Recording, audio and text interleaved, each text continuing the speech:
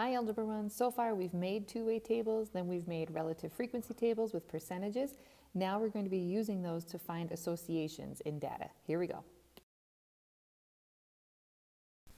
In this first one, the color of a car's seats is not going to be associated with whether or not the person brings it to the dealership for maintenance. One doesn't affect the other. They're not going to be connected in any way. The second one could have an association because the color of a car's seats is affected by temperature.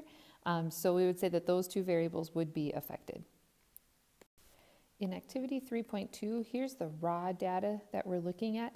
And what we're looking at is coral reefs and whether they are healthy or unhealthy and whether they have a low nitrate concentration or a high nitrate concentration, because there is some thinking that the nitrates in the water can affect the health of the coral. It can be more difficult to see associations in data when it's just the raw data, so turning it into a relative frequency table with percentages can make it easier. In a relative frequency table, we want to see of the corals that are in an area of low nitrate concentration, what percentage are healthy or unhealthy. So in this first one, I'm going to take 20, I'm going to divide that by 28 because that's the total of the corals in this column. When I divide, I get 0.71, which would be 71%. In the next one, I'm going to take 8 divided by 28. Again, that's the total of the corals in that column.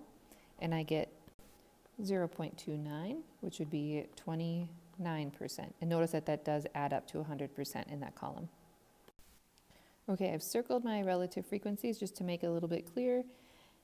In A, when there's a low nitrate concentration, that's this column, which had a higher relative frequency, healthy or unhealthy, we can see that there were a lot more healthy there. In B, when there's a high nitrate concentration, is there a higher relative frequency of healthy or unhealthy? And we see a much higher frequency of unhealthy. So now D is asking, is there a possible association between the health of the coral and the level of nitrates?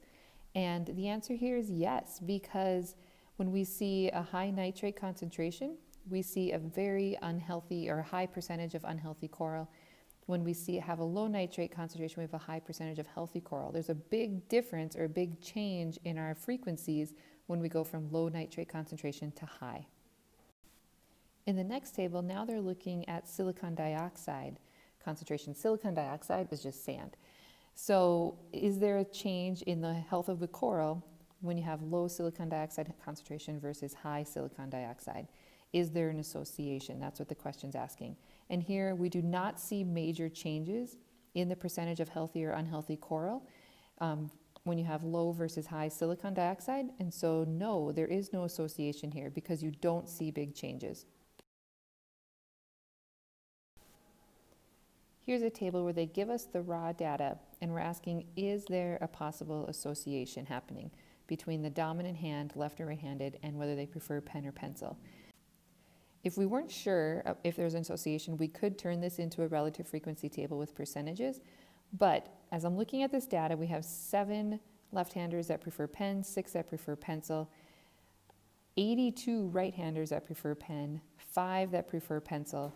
It appears that there is an association and that right-handed people overwhelmingly tend to prefer pen, whereas left-handed people are kind of split almost evenly.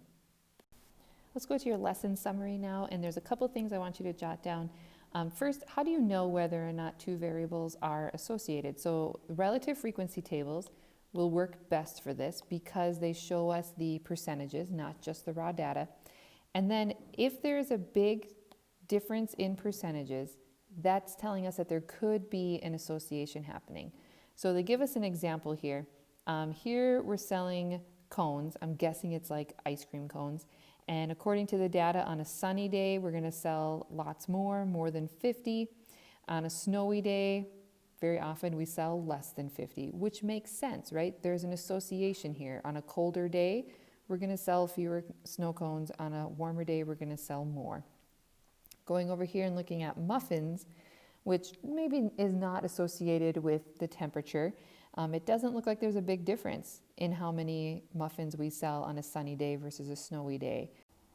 All right, guys, that's it for associations, and that's really it for two-way tables. So associations can be tricky. Make sure you're asking questions. Get help when you need. Try those practice problems to get ready for the mastery check.